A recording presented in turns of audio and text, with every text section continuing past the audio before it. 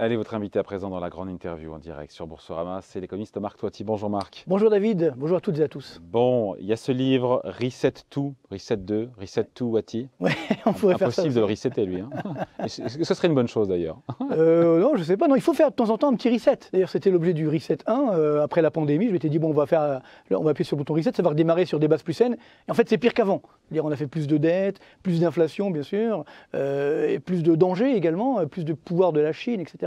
Donc, je dis, il faut faire un reset 2, justement. Le reset du reset. Voilà, c'est-à-dire en fait pour dire, on va réappuyer pour essayer de repartir sur des bases plus saines, parce qu'on est vraiment extrêmement en danger en ce moment. Et surtout, on a utilisé toutes nos marges de manœuvre pendant, je dis le reset 1, justement, la pandémie, surtout en France. Est-ce qu'on a vraiment utilisé toutes nos marges de manœuvre, oui, pardon? oui. Alors, regardez, on a augmenté la dette publique, ne serait-ce qu'en France, presque 550 milliards d'euros. Non mais ça tient tant que les taux sont bas. Ça tient justement, pourquoi? Parce que justement, la Banque Centrale Européenne a acheté cette dette publique, pas que pour nous, bien sûr, pour l'ensemble des pays de la zone euro. Et c'est d'ailleurs ça qui a fait l'inflation à la base. Hein. C'est pas la guerre en Ukraine, ça c'est venu après. Oui. Là-bas, l'inflation, d'ailleurs, je l'ai dit ici même, je me souviens, il y a en 2021 notamment, et on me rionnait à l'époque. Je dis attention, l'inflation va augmenter, parce que c'est la règle de base de l'économie. On a créé une demande artificielle alors que l'offre ne suit pas.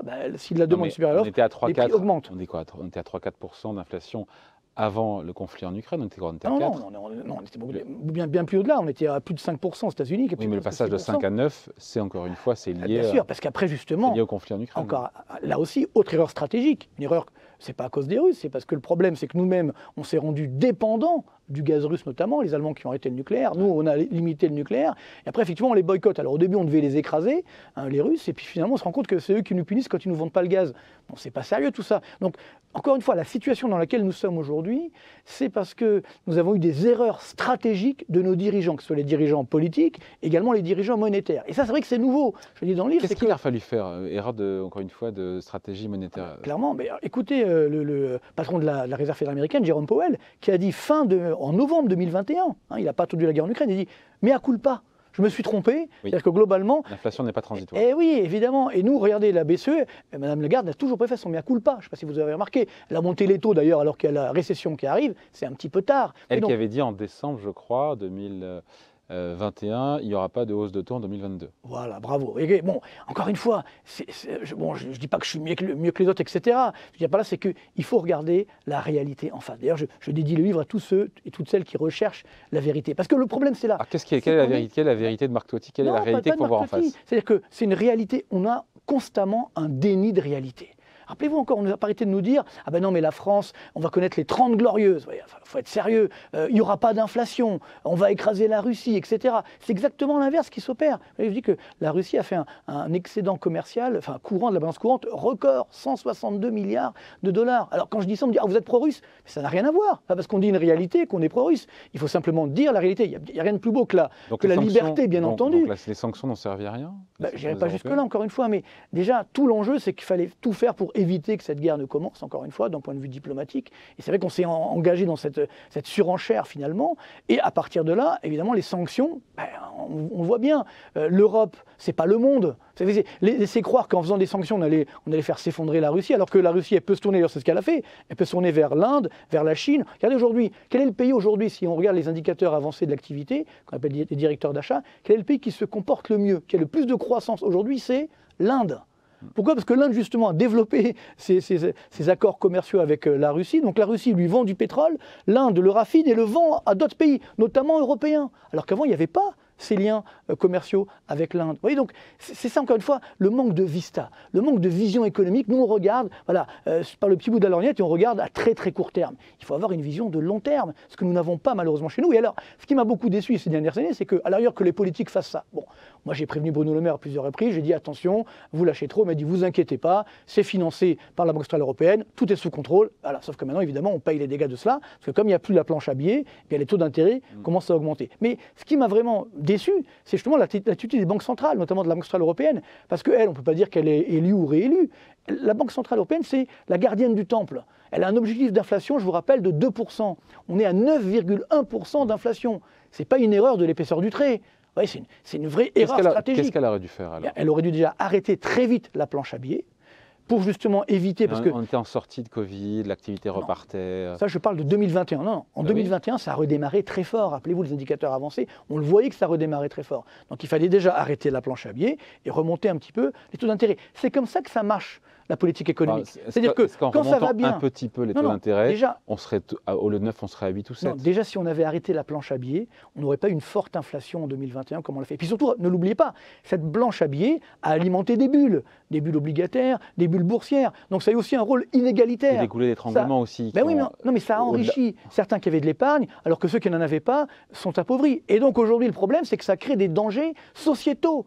Vous savez, aujourd'hui, quand vous dites aux Français, quand vous leur avez dit, parce qu'on leur a masqué la réalité, vous leur avez dit, vous savez, il n'y aura pas d'inflation, ne vous inquiétez pas. Et là, ils voient qu'aujourd'hui, on est à 6,5% d'inflation. J'ai fait le calcul, vous pouvez le faire sur le site de l'INSEE, pour un ménage modeste aujourd'hui, pour lequel la part de l'alimentaire et de l'énergie est plus élevée qu'en moyenne, l'inflation est aujourd'hui à 12%. Et donc c'est la différence entre la température affichée et la température ressentie. Donc quand on lui dit que l'inflation est à 6, pour lui elle est à 12, alors qu'on lui avait dit qu'il n'y aurait pas d'inflation. Donc évidemment il ne comprend pas.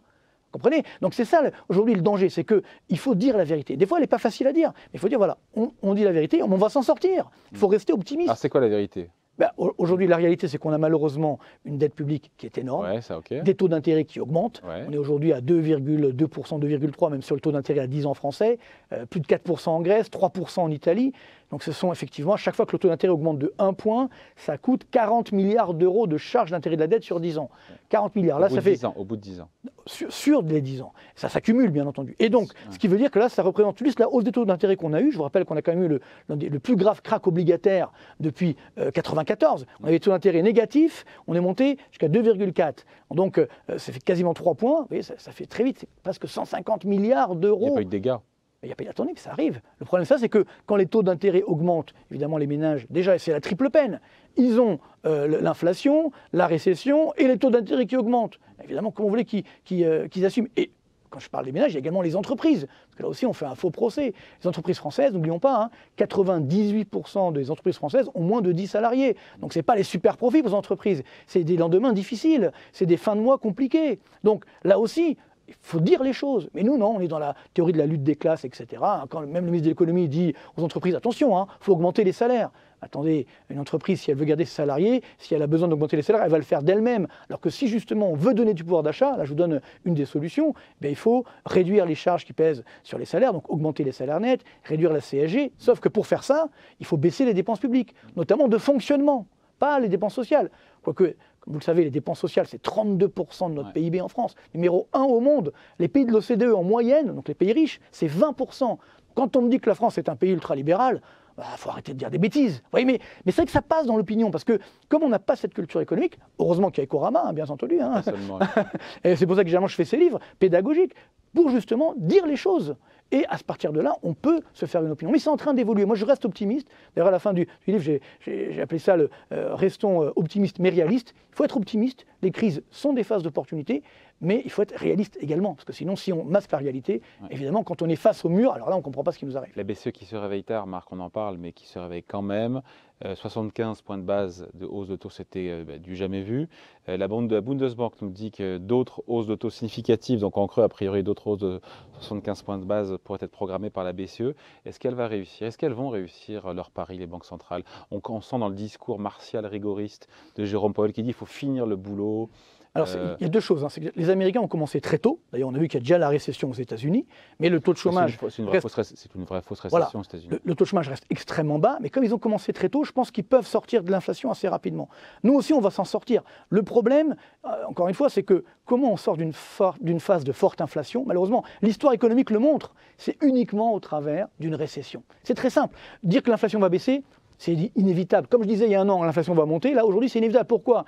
Parce que comme les prix montent trop, ça va casser la demande. Pas besoin de rationner les gens. De même, malheureusement, on pourra moins consommer. Et donc, si on consomme moins, après, il y a une récession. Et donc, la demande baisse. Et donc, les prix repartent à la baisse. Donc, l'inflation va baisser. Le problème de la zone euro... Il dit croissance positive, Bruno Le Maire, pour l'année prochaine en France. Oui, je pense qu'il faut qu'il arrête. Parce que là, encore une fois, il faut qu'il fasse son mea culpa, lui aussi. Je veux dire, je l'aime beaucoup, entre guillemets. J'ai essayé de le conseiller à une époque.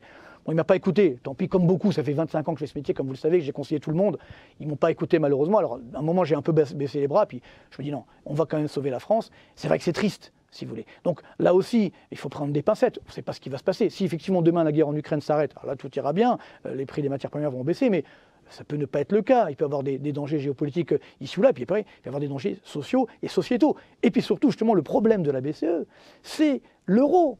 L'euro qui s'est effondré. Qui est remonté là, on est à quasiment à 0,2. 0,1, 0, ouais. Mais surtout, attention, le problème de la baisse de l'euro, c'est bien. On dit pour les exportations, oui, sauf qu'attention, on voit que lorsque l'euro se déprécie, ça augmente le prix des produits importés, et donc ça aggrave effectivement l'inflation, notamment des matières premières. Donc c'est ça le drame. Et puis plus fondamentalement, moi je suis inquiet, d'ailleurs dans le livre, c'est ce scénario, enfin je ne voulais pas terminer sur une note négative, donc j'ai fait un scénario alternatif, vous savez, comme dans les films américains, c'est-à-dire il y a une bonne fin, où globalement on fait les réformes, on arrive à sauver effectivement la France, la zone euro, donc celle du courage, parce qu'il faut quand même du courage, puis celle où justement on continue la fuite en avant, et là ça se termine mal avec la fin de la zone euro. Parce que c'est un risque. Le 25 septembre prochain, on a des élections en Italie, comme vous le savez. Législatives en Italie. Législatives, tout à fait, et où on pourrait avoir une coalition europhobe qui prône la suppression d'une partie de la dette publique italienne. Ça fait froid dans le dos, tout ça. Et puis l'Italie, c'est pas la Grèce. C'est-à-dire que la dette publique grecque, c'était 350 milliards d'euros. Là, c'est 2800 milliards. Que la milliards. BCE a prévu, le TPI, qui veut dire je ne sais plus quoi, Transmission Protection Instrument, c'est ça. Oui, l'antifragmentation, etc. Mécanisme antifragmentation pour que la Banque Centrale Européenne puisse acheter la dette publique par pays. Oui, mais là, justement, là, vous touchez un point essentiel. C'est-à-dire qu'aujourd'hui, la BCE... Il n'est jamais content, lui. Hein. Non, la BCE le fait, je suis toujours content. La BCE le fait, mais parce que, globalement, elle espère que l'Italie va jouer le jeu. Ouais. Si demain, le gouvernement italien dit « je veux annuler la dette », est-ce que la BCE peut encore acheter cette dette ? On attendra de voir quand ils seront au pouvoir. D'accord. Voilà. C'est clair que si, globalement, il y a une majorité, on va dire, qui va dans le bon sens, finalement, on s'en sortira. Mais je pense que c'est ça, si vous voulez, il faut être honnête. Il y a beaucoup de mépris des élites. Il faut être honnête, des dirigeants politiques, de certains économistes également, globalement, où justement on prend les gens de haut, en disant, vous n'avez rien compris, etc. Ça, c'est pas bon. Il faut faire preuve, justement, d'humilité. Et c'est extrêmement important, et il faut regarder la réalité en face. Moi, je ne supporte pas effectivement les économistes qui en fait vont défendre une entreprise parce qu'ils sont payés par l'entreprise pour le faire, ou par le gouvernement ou autre. Il faut arrêter tout ça. Ou alors il faut le dire. Il faut le dire, voilà, je suis payé par telle entreprise pour dire de son bien. Mais sinon, on ne peut pas. On casse notre crédibilité au métier d'économiste. Ça fait 25 ans que je fais ce métier. J'étais chef économiste de la Banque Populaire, comme vous le savez, Natixis, pendant 12 ans. Quand j'avais jamais eu de pression. Quand j'ai eu des pressions, je suis parti. Vous voyez ? Donc ça aussi, quand je fais des conférences des prévisions, parfois ça m'est arrivé où j'ai eu des pressions, des ministres qui m'ont appelé, j'ai jamais cédé aux pressions. Donc, vous voyez, on a besoin de ce sérieux. Ouais, mais justement, si on prend au sérieux les banques centrales qui nous disent qu'elles veulent casser, faire venir l'inflation à 2%, qui est donc leur mandat, il faut que les taux d'intérêt aillent jusqu'où et en quelle mesure la récession fera une partie du boulot ? Malheureusement, je pense que l'inflation va baisser. Alors, 2%, c'est quand même très très ambitieux. Puis surtout, attention, il y a l'inflation conjoncturelle. Donc là, effectivement, on peut la faire baisser si les taux remontent un peu. De toute façon, la récession, elle sera là, malheureusement. Donc l'inflation va baisser l'année prochaine. Récession limitée qui n'est pas exclue selon le gouverneur de la Banque de France. Ah oui, tout à fait. Il y aura une récession. En 2023 en France. Oui, tout à fait. Il y aura une récession. Alors après, effectivement, limité. Le jeu des moyennes annuelles fait qu'en moyenne annuelle, peut-être qu'il y aura une petite hausse du PIB, etc. Mais globalement, il y aura quand même, pour les ménages français, des difficultés en termes de récession. Ça, c'est inévitable. Par contre, le problème de l'inflation, c'est qu'il y a l'inflation donc conjoncturelle qui va baisser, mais il y a aussi l'inflation structurelle. Effectivement, si on est dans un mouvement de démondialisation, ça c'est très bien, pourquoi pas ? Sauf qu'évidemment, ça veut dire qu'il faudra payer les produits un peu plus cher si on les fait ici. Puis d'ailleurs, il y en a certains produits, on n'a pas. Si je veux un ordinateur français, par exemple, ça n'existe pas, donc ça va être compliqué. Autre exemple, ce qu'on appelle la transition énergétique. C'est un coût, tout ça. Parce que moi, je suis d'accord, mais c'est un coût. Donc ça va faire aussi de l'inflation.